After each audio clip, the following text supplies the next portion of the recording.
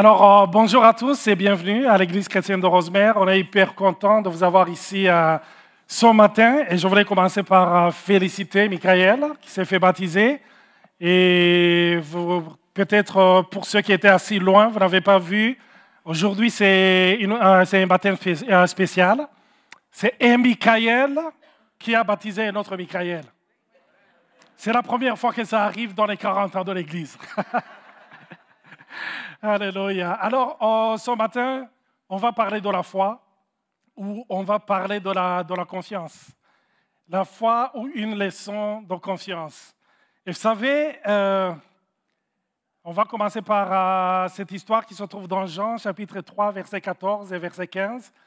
Et comme Moïse éleva le serpent dans le désert, il faut de même que le Fils de l'homme soit élevé, afin que quiconque croit en lui ait la vie éternelle.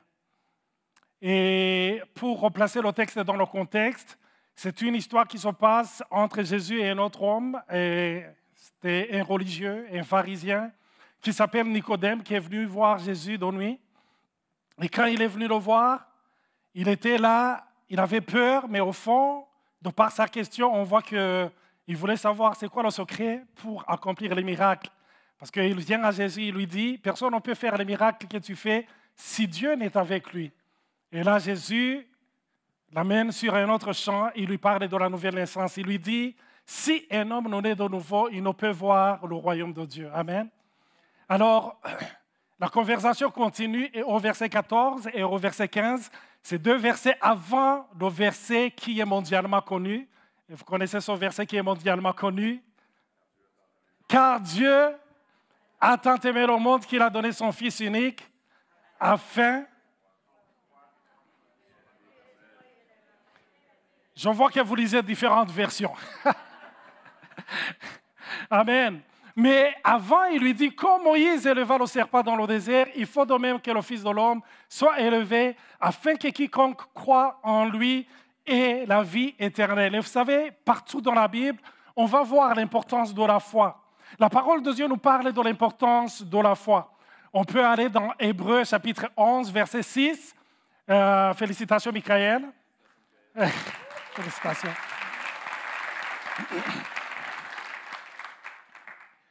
Dans Hébreux chapitre 11, verset 6, la parole de Dieu nous dit « Sans la foi, il est difficile de lui être agréable. » Hein? On ne dit pas « il est difficile », on dit « il est impossible de lui être agréable ». Sans la foi, il est impossible, pas difficile, il est impossible de lui être agréable. Et c'est pour cela que la foi, c'est hyper important. On le voit aussi dans les évangiles, surtout quand Jésus guérissait les gens. Souvent, il disait, qu'il en soit fait selon... Question. Qu'il en soit fait selon... Moi, dans ma logique humaine, j'aurais tendance à croire qu'il aurait pu dire... Qu'il en soit fait selon ma force. Qu'il en soit fait selon ma puissance. Mais il dit non, ma puissance est là, ma force est là. Mais qu'il en soit fait selon ta foi. Qu'est-ce que tu crois que moi je peux faire? Amen. Alléluia. Et on le voit aussi, la Bible nous interpelle et nous dit, le juste vivra par la foi. Alors, quand on parle de la foi c'est quoi? J'ai essayé de voir la foi. Des fois, on le compare. Donc, dans Hébreux 11, verset... je me suis trompé, c'est verset 1. La foi, c'est une ferme assurance des choses qu'on espère. C'est une démonstration de celles qu'on ne voit pas. Et il y avait une autre signification. C'est avoir une confiance solide dans ce qu'on espère, même si on ne le voit pas encore. Amen. Et c'est pour cela que la parole de Dieu appelle les chrétiens les croyants. Des fois dans ma vie, on dirait qu'il y a des saisons où je suis plus douteur que croyant. Je ne sais pas si ça vous arrive aussi. Des fois, on est plus sceptique que croyant. Mais la parole de Dieu nous interpelle et nous dit, nous sommes des croyants. Cette parole nous appelle à avoir la confiance en Dieu, une confiance qui est solide. Et je m'amusais à regarder la signification de la confiance. La confiance vient du latin, de comme et fidere, c'est fait de deux mots. Et comme signifie, ou cum, signifie avec, et fidere signifie se fier à, avoir foi en. Donc, en d'autres mots, la confiance, c'est se fier à quelqu'un ou à quelque chose avec assurance. Amen. Et j'aimerais vous dire, souvent quand on parle de la foi, on dit, la foi est difficile. Vous en convenez? La foi est difficile. Franchement, des fois, la foi est difficile. Et quand je parlais de la foi ce matin, entendez en même temps confiance. C'est la confiance qu'on place en Dieu. Des fois, c'est difficile. Mais j'aimerais vous dire ce matin, si vous pouvez vous inquiéter, si vous avez la capacité de vous inquiéter, vous avez aussi la capacité d'avoir la foi. Parce que les deux opèrent de la même façon.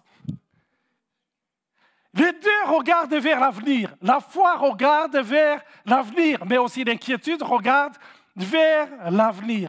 La foi anticipe les choses, quelque chose de bon, quelque chose qui est promis dans la parole de Dieu. Mais l'inquiétude aussi anticipe quelque chose de mal qui va se passer, quelque chose qui risque de m'arriver à cause de ce qu'on m'a dit, ou à cause de ce que j'ai vu, ou de ce que j'ai cru entendre. Aussi les deux, ils influencent nos actions. L'inquiétude te pousse à faire quelque chose, mais aussi la foi te pousse à faire quelque chose. La parole de Dieu nous montre Abraham, le père de la foi. Quand Dieu lui a parlé, il lui a dit « Quitte ta patrie et va vers le pays que je te montrerai. » Pour vous qui avez peut-être toujours vécu au Canada, ça peut être un tout petit peu difficile. Mais nous, on a été déracinés, on a quitté notre pays, on est venu ici, mais on avait des informations sur le Canada, on avait des gens de la famille qui étaient venus avant nous, qui pouvaient nous guider, qui pouvaient nous accompagner. Mais Abraham a quitté son pays, il est parti vers un pays, une patrie qu'il ne connaissait pas. Pourquoi? Parce qu'il avait la foi. Quand on a la foi nous pousse à l'action. Amen. Jésus, un jour, il rencontre 10 lépreux. Ces 10 lépreux qui se disent, Jésus, il a une solution pour nous. Ils vont vers lui et ils lui demandent, Jésus, fils de David, aie pitié de nous. Et Jésus leur dit, allez vous montrer aux sacrificateurs. Ils retournent pour aller voir les sacrificateurs. Ils sont partis avant d'être guéris. Mais ils ont eu la foi. Et la foi te pousse à l'action. Ils sont partis. Il y avait la femme aussi, une histoire dans la Bible, on parle d'une femme qui avait la perte de sang. Ça faisait 12 ans. Cette femme avait cherché la guérison à travers les médecins, elle avait cherché partout. Mais un jour, elle a entendu parler de Jésus. Et qu'est-ce qui s'est passé? À cause de cette foi que Jésus pouvait faire quelque chose, elle s'est levée malgré le fait qu'elle était faible. Elle est allée à travers la foule malgré sa faiblesse, pour toucher Jésus. Pourquoi? Parce que la foi nous pousse à faire quoi? À poser un geste, à faire une action. Mais aussi, de la même façon, l'inquiétude. Quand on est inquiet, souvent l'inquiétude nous pousse à mentir.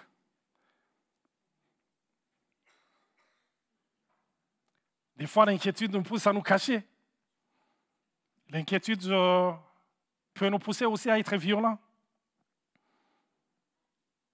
L'inquiétude a poussé un certain Pierre qui avait dit quelques heures avant, même si tout le monde t'abandonne, moi, je ne t'abandonnerai jamais. Mais quand il a vu que les choses commençaient à changer, il a dit, oh, je ne le connais pas. Celui-là, je ne le connais pas. C'est à cause de l'inquiétude. Donc, l'inquiétude nous pousse à l'action. Aussi, l'inquiétude et la foi, ils prennent possession de notre bouche. Ils s'expriment à travers notre bouche. La parole de Dieu nous montre que la femme qui avait la perte de sang, après avoir entendu ce qui se passait avec Jésus, elle s'est dit, si je puis le toucher, je serai guéri. Amen. Et dans 2 Corinthiens chapitre 4, verset 13, la parole de Dieu nous dit, j'ai cru, c'est pour cela que j'ai parlé. Quand on croit, la foi veut s'exprimer, et elle veut s'exprimer souvent par la bouche. Et c'est la foi qui va sortir de notre bouche. Et qui va dire, malgré les circonstances, malgré que rien ne va dans notre vie, qui va se lever et qui va dire, il ne me délaissera jamais, il ne m'abandonnera jamais, alors que tout semble être chaotique. Mais la foi va sortir de ta bouche et tu dis, si Dieu est pour nous, qui sera contre nous? Amen. C'est la foi qui parle, mais aussi l'inquiétude parle. N'est-ce pas vrai? J'ai un mauvais pressentiment. Je sens que ça va mal finir. Et si les choses de Dieu n'étaient pas si réelles? N'est-ce pas? C'est des choses qui arrivent. Donc, c'est-à-dire, si je peux m'inquiéter, je peux aussi avoir la foi. Parce que les deux aussi, ils naissent dans l'invisible ou dans l'invisible. La confiance sous la foi est basée sur la promesse de Dieu, est placée sur le fait que tu crois que Dieu existe. Et personne n'a jamais vu Dieu, n'est-ce pas? Mais nous croyons qu'il est, et nous croyons qu'il dit ce qu'il est, et nous croyons que ce qu'il a dit sur nous est vrai. Mais il n'y a aucune preuve matérielle, il n'y a rien de tangible. Mais nous le croyons. C'est comme l'inquiétude qui te montre que tout est chaos, que tout va mal finir, sans mauvais pressentiment. Il n'y a rien, il n'y a aucune preuve. Si on te dit c'est quoi la preuve? Souvent, il n'y a pas de preuve tangible. C'est dans la tête que ça se passe. Aussi, les deux grandissent quand on les nourrit. La foi peut grandir quand on la nourrit. Quand on médite sur les promesses de Dieu, quand on médite sur Dieu, cette foi a tendance à grandir. Quand on est proche des frères et des sœurs qui nous parlent de la foi, qui nous encouragent, cette foi grandit. Mais quand on est aussi à côté des gens qui s'inquiètent, oh, l'inquiétude, ça se contamine. Amen. Tu quittes l'église et tu es rempli de la foi. Quand tu sors, il suffit qu'il y ait une personne qui te parle, qui te communique son inquiétude. Tu te dis, c'est foutu. Je le savais. Je le savais. Je savais que ça ne marcherait jamais. C'est ça. Les deux peuvent grandir quand on les nourrit. C'est pour cela que j'aime beaucoup dans Lamentation, c'est Jérémie qui le dit, Lamentation chapitre 3, verset 20, il dit, quand je pense à ma détresse et à ma misère, à l'absinthe et au poison, quand mon âme s'en souvient, elle est abattue au-dedans de moi. Après, il va dire, voici ce que je vais repasser à mon âme, c'est que les bontés de l'Éternel ne s'épuisent jamais. Chaque jour, elles se renouvellent. Alléluia. J'aimerais t'encourager, toi, mon frère, ma soeur qui est ici ce matin, qui est accablé par l'inquiétude. J'aimerais te dire, ces bontés se renouvellent chaque matin.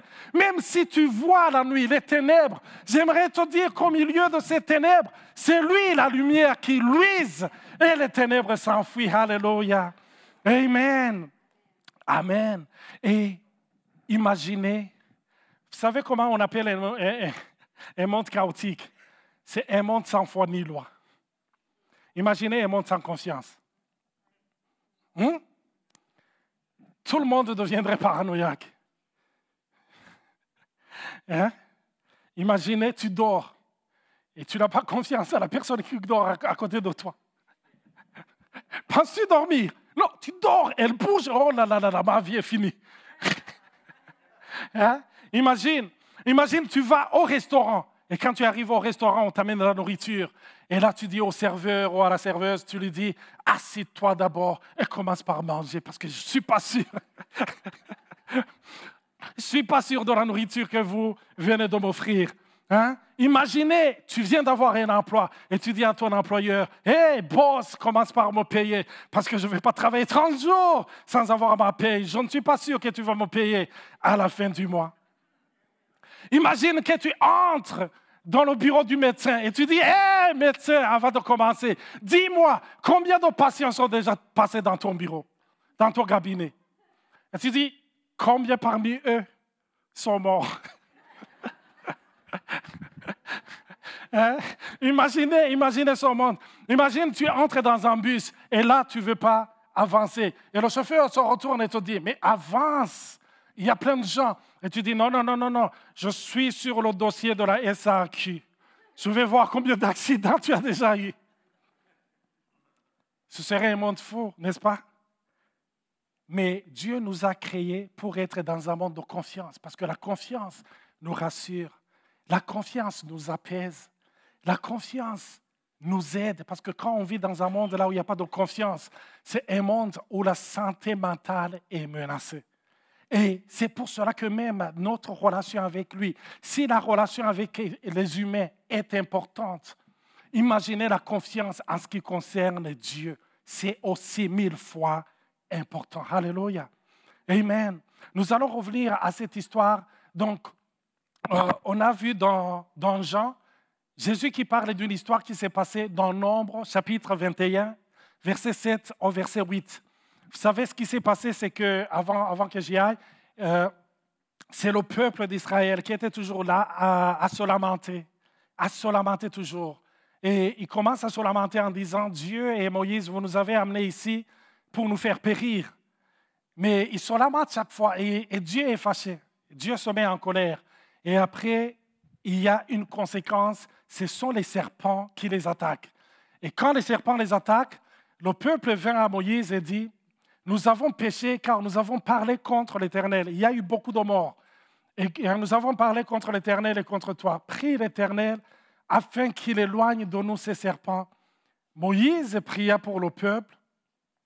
L'Éternel dit à Moïse, fais-toi un serpent d'airain et place-le sur une perche, et quiconque aura été mordu et le regardera, il conservera la vie. Imaginez cette scène. C'est difficile de vous représenter cette scène. C'est pour cela que on est chanceux ce matin. On est tombé sur 2 personnes, 2 témoins oculaires qui étaient là ce jour. On est ce matin avec Josh et Rebecca, sa sœur, qui ont vécu la situation. Et Josh est déjà mordu par le serpent. Bienvenue Josh et Rebecca, sa sœur.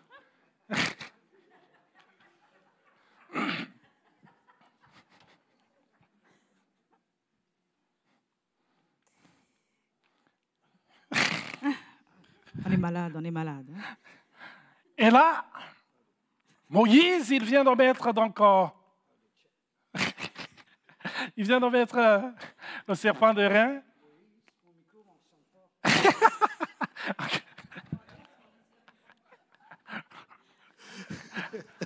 Oh, bien là, c'est bon. OK, c'est bon. Merci Seigneur. Alors Moïse, et moi je suis Moïse, il se retourne et regarde le peuple et dit, Dieu a entendu vos prières. Il m'a donné une solution.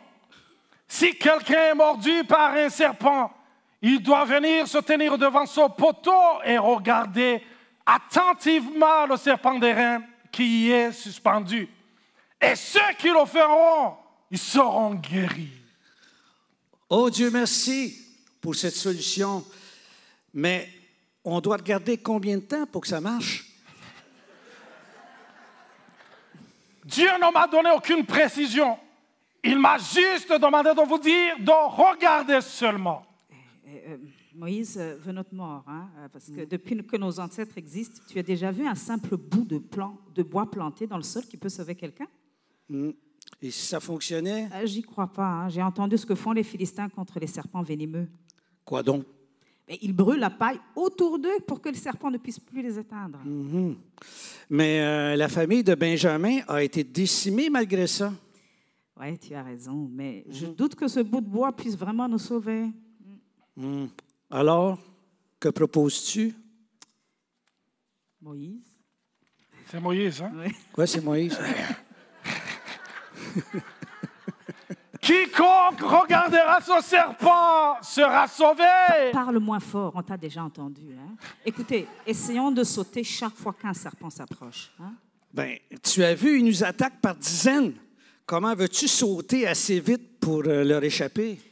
OK, j'ai oublié. Peut-être. On va sûrement mourir. Hein? On va sûrement mourir. Ouais, mais puisqu'on n'a pas d'autre choix, regardons ce serpent. Moi, je préfère les solutions claires pas ce bricolage. Bon, écoute, si tu refuses, laisse-moi essayer alors. Ok. Josh s'avance lentement vers le poteau. Il fixe le serpent d'airain. Peu à peu, on voit son teint changer. Il semble se sentir mieux. Et Rebecca est mordue par un serpent et chancelle à côté de lui. Rebecca, je commence à me sentir mieux. Oui, tu as raison, tu as bonne mine. Est-ce trop tard pour moi? Oh, je crois pas. Moïse dit seulement de regarder. Alors, regarde vite avant qu'il soit trop tard. OK. Rebecca s'approche du poteau, regarde le serpent d'airain. Peu à peu, elle reprend des couleurs et retrouve ses forces. Wouh!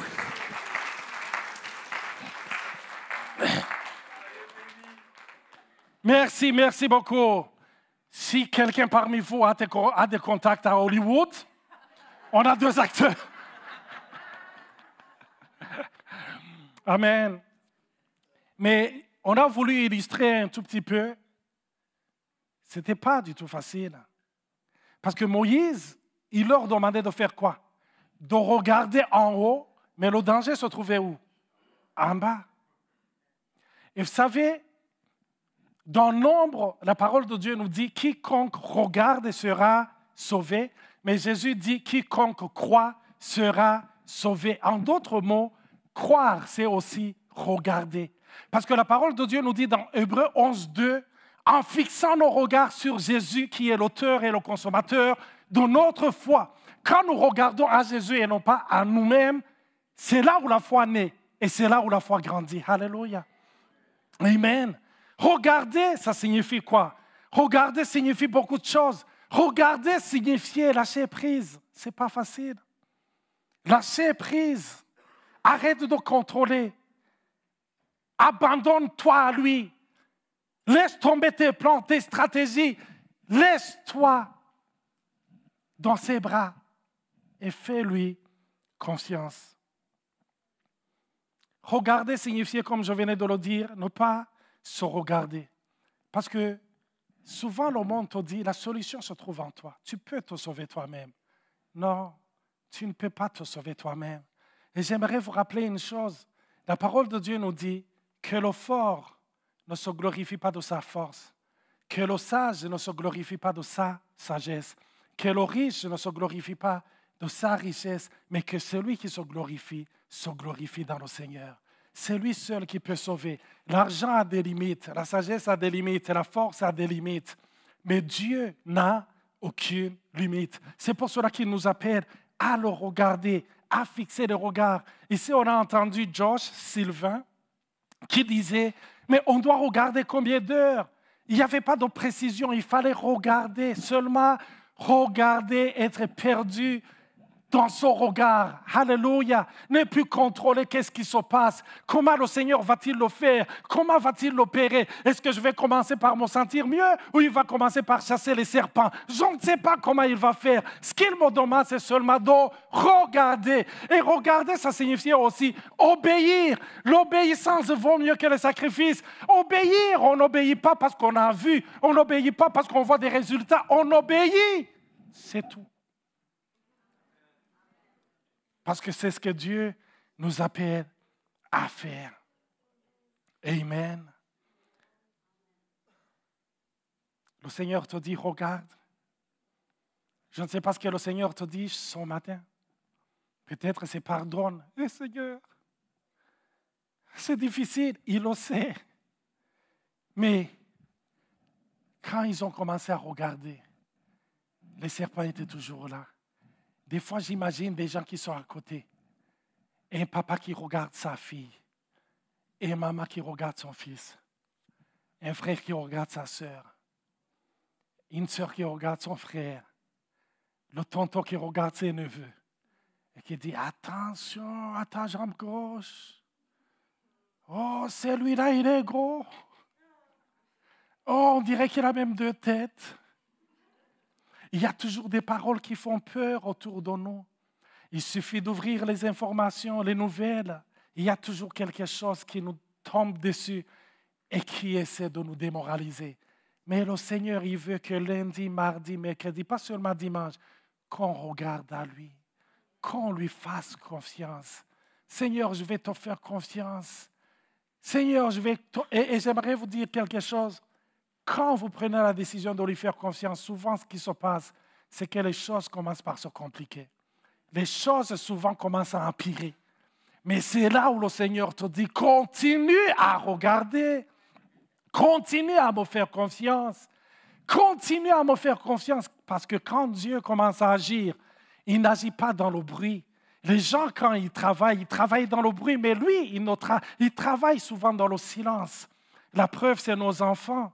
Tu lui mets un pantalon et tu te dis, oh my God, ça ne te va plus, on dirait un 3/4. Mais quand est-ce que tu as grandi? Ces os n'ont jamais craqué. S'il n'y a jamais eu de bruit, pa. Et tu te dis, qu'est-ce qui se passe dans cette maison? Ah, c'est mes enfants qui grandissent. Non, ça ne se passe jamais. Regardez vos cheveux. Des fois, tu te regardes dans le miroir, tu te dis, oh my God, mes cheveux ont poussé comme ça. Il n'y a jamais de bruit. Quand le Seigneur agit, il agit dans le silence. Il agit dans la discrétion. Regarde, j'aimerais inviter Andréenne. On va clôturer par la prière. La prière qui vous invite à regarder, à lui faire confiance. Que le Seigneur vous bénisse. Amen. J'inviterai aussi l'équipe de louange à nous rejoindre. Wow! Ça m'a donné envie d'avoir plus de foi, de continuer à regarder malgré tout, parce qu'il y a toujours des moments dans la vie où on regarde à un autre, on regarde à la situation, on regarde à... Mais Dieu veut qu'on fixe nos regards sur lui. Et c'est lui qui anime notre foi aussi. Dans la parole de Dieu, Dieu m'a juste donné un verset alors que tu parlais, Olivier, dans Luc